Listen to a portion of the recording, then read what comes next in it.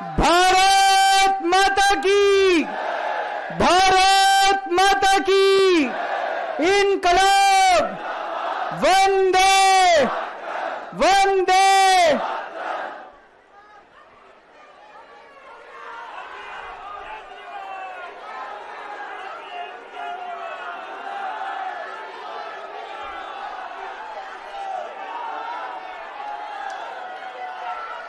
कैसे हैं आप लोग?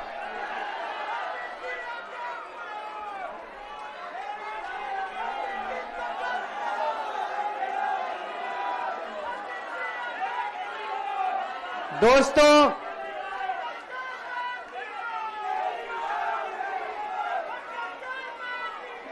आज आप लोगों के बीच में आके बहुत अच्छा लग रहा है और आज यहां जंतर मंतर पे पुराने दिन याद आ गए। मेरे को आज भी याद है, तारीख भी याद है, 4 अप्रैल 2011 का दिन था जब आजाद भारत का भ्रष्टाचार विरोधी सबसे बड़ा आंदोलन, अन्ना आंदोलन, यहां जंतर मंतर से शुरू हुआ था। भ्रष्टाचार के खिलाफ आजाद भारत का सबसे बड़ा आंदोलन 4 अप्रैल 2011 को जंतर मंतर से शुरू हुआ था। 1.5-2 साल, कभी जंतर मंतर, कभी मुंबई, कभी रामलीला मैदान। लेकिन उस वक्त की सरकार भी बहुत अहंकारी थी, उन्होंने हमारी बात नहीं मानी, चैलेंज करते थे, चुनाव लड़के दिखाओ, जीत के दिखाओ, चुनाव लड़के दिखाओ, जीत के दिखाओ, कहते थे ना। हम तो छोटे से लोग थे, हमें तो चुनाव लड़ना नहीं आता था और चुनाव लड़ने के लिए पैसा चाहिए, गुंडे चाहिए, आदमी चाहिए। हमारे पास तो ना पैसा था, ना आदमी थे, ना गुंडे थे, हम चुनाव कैसे लड़ते? पर वो बार बार कहते थे चुनाव लड़के दिखाओ, चुनाव लड़के दिखाओ। हम भी चुनाव लड़ लिए और देखो जनता ने हमको जिता दिया। पहली बार में दिल्ली में आम आदमी पार्टी की सरकार बन गई।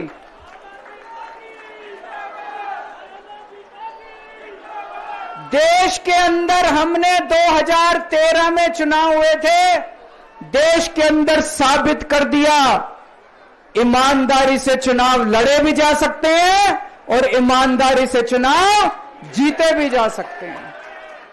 जब हम चुनाव लड़े थे उन दिनों में तो ये कहते थे सारे पार्टी वाले, अरे इनकी तो जमानत जब्त होएगी, केजरीवाल की जमानत बच जाए चाहे। पहली बार में सरकार बन गई थी दिल्ली के अंदर हमारी 49 दिन की सरकार। ईमानदारी से चुनाव लड़े थे हम, हमारे पास कोई पैसा नहीं था, कोई आदमी नहीं था, ईमानदारी से चुनाव लड़े थे। देश में साबित कर दिया कि ईमानदारी से चुनाव लड़े जा सकते हैं। पिछले 10 साल से दिल्ली के अंदर हम लोग सरकार चला रहे थे, ईमानदारी से सरकार चला रहे थे, ईमानदारी से पैसे सरकार के बचा रहे थे और ऐसी ऐसी सुविधाएं दी हमने जनता को जो कोई कल्पना भी नहीं कर सकता। बिजली 24 घंटे कर दी, बिजली फ्री कर दी, बिजली पानी फ्री कर दिया, महिलाओं के लिए बसों का किराया मुफ्त कर दिया, बुजुर्गों के लिए तीर्थ यात्रा कर दी, शानदार अस्पताल मोहल्ला क्लिनिक बना दिए, लोगों का इलाज मुफ्त कर दिया, शानदार स्कूल बना दिए, लोगों की शिक्षा शानदार कर दी, बच्चों को भविष्य दे दिया। 10 साल ईमानदारी से काम किया। मोदी जी को लगने लगा कि अगर इनसे जीतना है तो इनकी ईमानदारी पे चोट करो, इनको बेईमान साबित करो। तो प्रधानमंत्री जी ने एक षड्यंत्र रचा। उन्होंने षड्यंत्र रचा, केजरीवाल को बेईमान साबित करो, मनीष सिसोदिया को बेईमान साबित करो, आम आदमी पार्टी को बेईमान साबित करो, और षड्यंत्र रच के इन्होंने हमारे सारे बड़े बड़े नेताओं को एक एक करके जेल में डाल दिया। दोस्तों, अब हम जेल से बाहर आ गए और जेल से बाहर आने के बाद मैंने इस्तीफा दे दिया। आपके मन में यह चल रहा होगा कि केजरीवाल ने इस्तीफा क्यों दिया। मैंने इस्तीफा इसलिए दिया क्योंकि मैं ये सब करने के लिए, गंद करने के लिए नहीं आया था। मैं भ्रष्टाचार करने के लिए नहीं आया था। मैं सत्ता का लालच, सत्ता की भूख नहीं है मेरे को सीएम की कुर्सी की भूख नहीं है। मैं पैसे कमाने नहीं आया। पैसे कमाने होते इनकम टैक्स कमिश्नर की नौकरी करता था। उस नौकरी में जितने करोड़ों रुपए चाहता मैं कमा सकता था। पैसे नहीं कमाने, देश के लिए आए थे, भारत माता के लिए आए थे, देश की राजनीति बदलने के लिए आए थे। दोस्तों,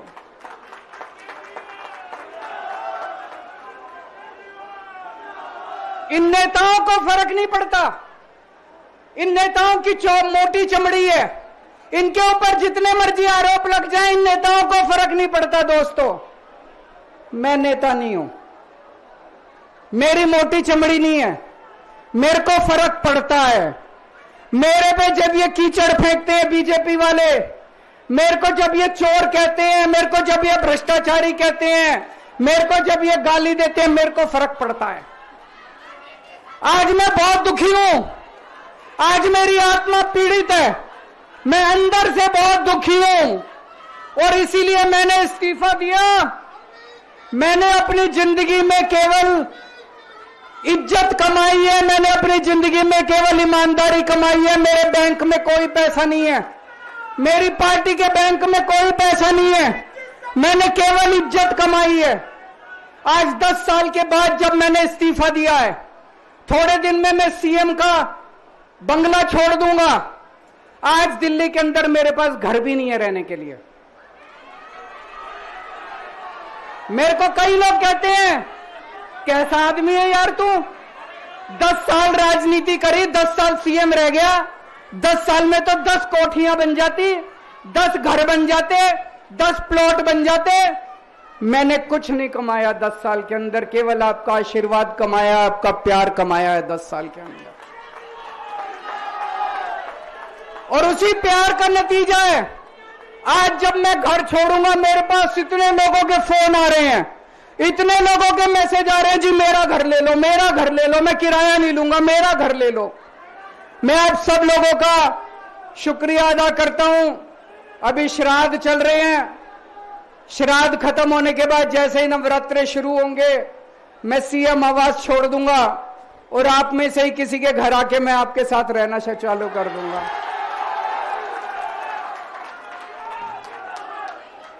इन्होंने, मोदी जी ने हमारे ऊपर सबसे कठोर कानून लगाया, इस देश का ईडी का कानून, पीएमएलए। उसमें बेल भी नहीं मिलती, उसमें बेल भी नहीं मिलती, लेकिन केस फर्जी था। मैं शुक्रिया अदा करता हूं सुप्रीम कोर्ट का, उन्होंने हम सबको बेल दे दी, क्योंकि उनको भी पता था कि केस खत्म है, केस बेकार है। उन्होंने हम सबको बेल दे दी। लेकिन जैसे मैंने कहा, मैंने केवल ईमान, जब मैं जेल से आया, मैंने मन में सोचा था, जब तक कोर्ट मेरे को बाइज्जत बरी नहीं कर देता, मैं दोबारा कुर्सी पे नहीं बैठूंगा। लेकिन मेरे को वकीलों ने कहा, यह केस अभी 8 साल चल सकता है, 10 साल चलेगा, 15 साल चलेगा, यह केस का कोई भरोसा नहीं है, यह केस अभी बहुत लंबा चलेगा। तो मैंने तय किया, मैं अपनी जनता की अदालत में जाऊंगा, जनता से पूछूंगा कि जनता मेरे को बताए कि मैं बेईमान हूं कि मैं ईमानदार हूं। मैं दाग के साथ नहीं जी सकता, दाग के साथ काम करना तो दूर की बात है, मैं इस दाग के साथ मैं जी भी नहीं सकता, मैं जिंदा भी नहीं रह सकता। मैं आपसे पूछना चाहता हूं, अगर मैं बेईमान होता, क्या मैं दिल्ली में बिजली फ्री कर सकता था? दिल्ली में बिजली फ्री करने के 3000 करोड़ रुपए लगते हैं। अगर मैं बेईमान होता, ये 3000 करोड़ रुपए खा जाता, बिजली फ्री करने की क्या जरूरत थी?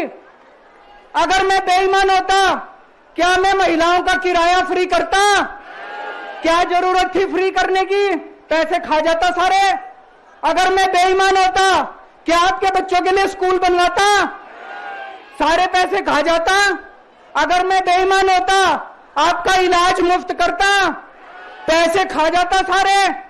इन लोगों की 22 राज्यों में सरकार है, 22 राज्यों में कहीं बिजली फ्री नहीं है।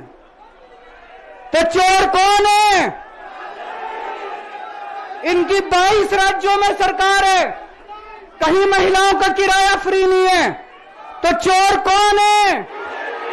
आज आपके बीच में आया हूं, आपसे पूछने के लिए आया हूं, केजरीवाल चोर है या केजरीवाल को जेल भेजने वाले चोर हैं?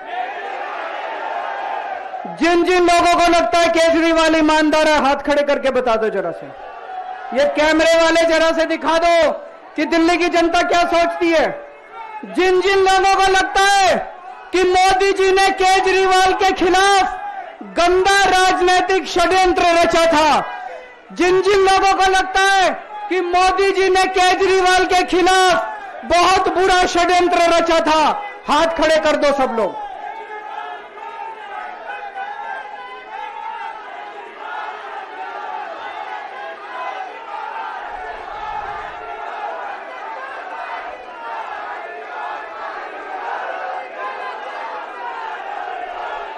एक बात और करना चाहता हूं आज आपसे।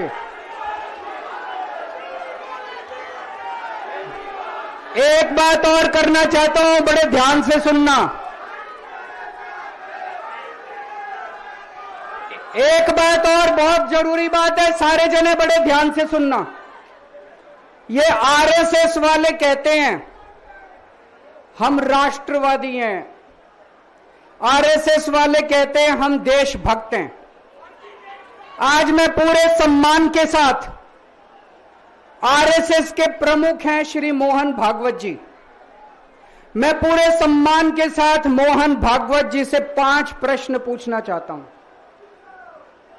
और आपका समर्थन चाहता हूं। अगर मैं कोई गलत प्रश्न पूछूं तो बता देना, और सही प्रश्न पूछूं तो मैं आपसे हाथ खड़ा करवा के पूछूंगा। मेरा पहला प्रश्न है मोहन भागवत जी से। जिस तरह मोदी जी देश भर में लालच देके या ईडी और सीबीआई की धमकी देके, डरा के दूसरी पार्टी के नेताओं को तोड़ रहे हैं, पार्टियां तोड़ रहे हैं, सरकारें गिरा रहे हैं, क्या यह देश के लिए सही है? मैं मोहन भागवत जी से पूछना चाहता हूं, क्या आप नहीं मानते कि यह भारतीय जनतंत्र के लिए हानिकारक है? पूछना चाहिए कि नहीं पूछना चाहिए मोहन भागवत जी से? मेरा दूसरा प्रश्न है उनसे, देश भर में सबसे भ्रष्टाचारी नेताओं को मोदी जी ने अपनी पार्टी में शामिल करवा लिया। जिन नेताओं को कुछ दिन पहले मोदी जी ने खुद सबसे भ्रष्टाचारी बोला, जिन नेताओं को अमित शाह जी ने खुद भ्रष्टाचारी बोला, कुछ दिन के बाद उनको बीजेपी में शामिल करा लिया।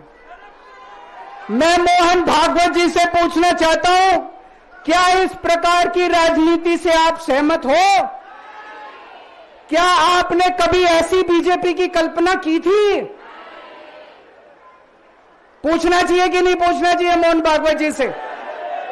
मेरा तीसरा प्रश्न है मोहन भागवत जी से, बीजेपी आरएसएस की कोख से पैदा हुई है कि नहीं है? कहा जाता है यह देखना आरएसएस की जिम्मेदारी है कि बीजेपी पथभ्रष्ट ना हो। मैं मोहन भागवत जी से पूछना चाहता हूं, क्या आप आज की बीजेपी के इन कदमों से सहमत हैं? क्या आपने कभी मोदी जी से यह सब ना करने के लिए बोला? मोहन भागवत जी बताएं कि क्या आपने मोदी जी को यह सब गलत हरकतें करने से रोका कभी? पूछना चाहिए नहीं पूछना चाहिए? मेरा चौथा प्रश्न है मोहन भागवत जी से, जेपी नड्डा जी ने लोकसभा चुनाव के दौरान उन्होंने कहा कि बीजेपी को अब आरएसएस की जरूरत नहीं है। आरएसएस बीजेपी की मां समान है कि नहीं है? क्या बेटा इतना बड़ा हो गया कि मां को आंखें दिखाने लग गया? क्या बेटा इतना बड़ा हो गया कि आज मां को आंखें दिखाने लग गया? जिस बेटे को पाल पोस के बड़ा किया, जिस बेटे को प्रधानमंत्री बनाया, आज वो बेटा पलट के मां को अपनी आंखें दिखा रहा है। मातृतुल्य संस्था आरएसएस, आज वो बेटा अपनी मातृतुल्य संस्था को आंखें दिखा रहा है। मैं मोहन भागवत जी से पूछना चाहता हूं, जब नड्डा जी ने ये कहा तो आपके दिल पे क्या गुजरी, आप जरा बताइए इस देश को। क्या आपको दुख नहीं हुआ? मैं आरएसएस के हर कार्यकर्ता से पूछना चाहता हूं, जब नड्डा जी ने कहा कि हमें आरएसएस की जरूरत नहीं है, क्या आरएसएस के हर कार्यकर्ता को दुख नहीं हुआ?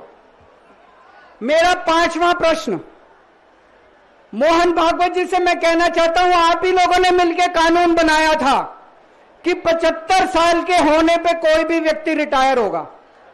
इस कानून के तहत आडवाणी जी को रिटायर कर दिया, मुरली मनोहर जी जैसे बड़े बड़े नेताओं को रिटायर कर दिया, बीसी खंडूरी जी को रिटायर कर दिया, कलराज मिश्र को रिटायर कर दिया, शांता कुमार को और पता नहीं कितने लोगों को रिटायर कर दिया। अब अमित शाह जी कह रहे हैं कि यह नियम मोदी जी पे लागू नहीं होगा। तो मैं मोहन भागवत जी से पूछना चाहता हूं, क्या आप इससे सहमत हो कि जो नियम आडवाणी जी पे लागू हुआ वो मोदी जी पे लागू नहीं होना चाहिए? आप ये पूछना चाहते हैं कि नहीं पूछना चाहते? पूरा देश आज मोहन भागवत जी से ये प्रश्न पूछना चाहता है। एक और बात रखना चाहता हूं मैं, प्रश्न के रूप में नहीं है। आज हमारे देश के अंदर शिक्षा व्यवस्था का बहुत बुरा हाल है। जिनके पास पैसा है वो अपने बच्चों को प्राइवेट स्कूलों में भेज देते हैं, जिनके पास पैसा नहीं है वो मजबूरी में सरकारी स्कूलों में भेजते हैं। 75 साल के अंदर सरकारी स्कूलों का बेड़ा गर्क कर दिया हर सरकार ने इस देश के अंदर। लेकिन ऊपर वाले की कृपा है कि ऊपर वाले ने इस देश को एक मनीष सिसोदिया दे दिया। 75 साल के बाद इस देश में एक ऐसा शख्स आया जिसने गरीबों के बच्चों को भविष्य की एक उम्मीद दी। एक रिक्शे वाले का बेटा, मजदूर का बेटा, किसान का बेटा, जिसे कोई उम्मीद ही नहीं बची थी कि मेरे बच्चे बड़े होकर कुछ बन सकते हैं, आज उनके बच्चों को अच्छी शिक्षा देकर मनीष सिसोदिया ने उनको उम्मीद दी है।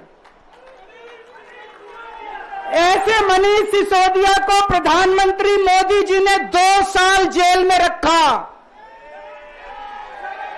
मनीष सिसोदिया की जिंदगी उसकी अपनी जिंदगी नहीं है। मनीष सिसोदिया की जिंदगी देश की जिंदगी है।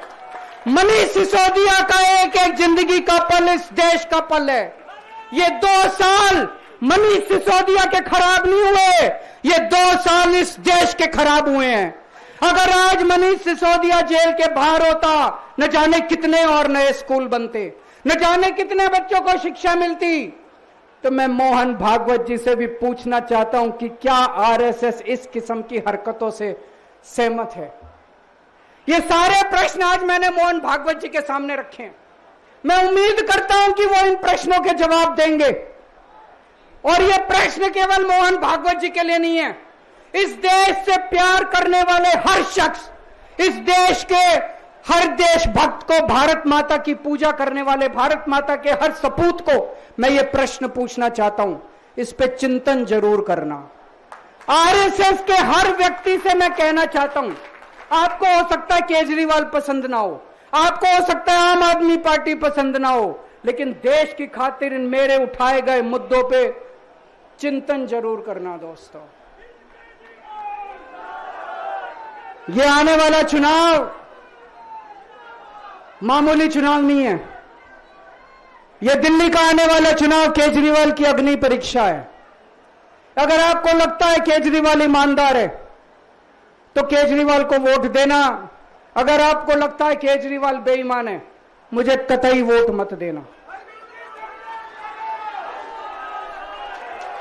ये जो झाड़ू है ना, ये जो झाड़ू है, ये झाड़ू अब चुनाव चिन्ह नहीं है। ये झाड़ू चुनाव चिन्ह नहीं है आम आदमी पार्टी का। ये झाड़ू आस्था का प्रतीक है।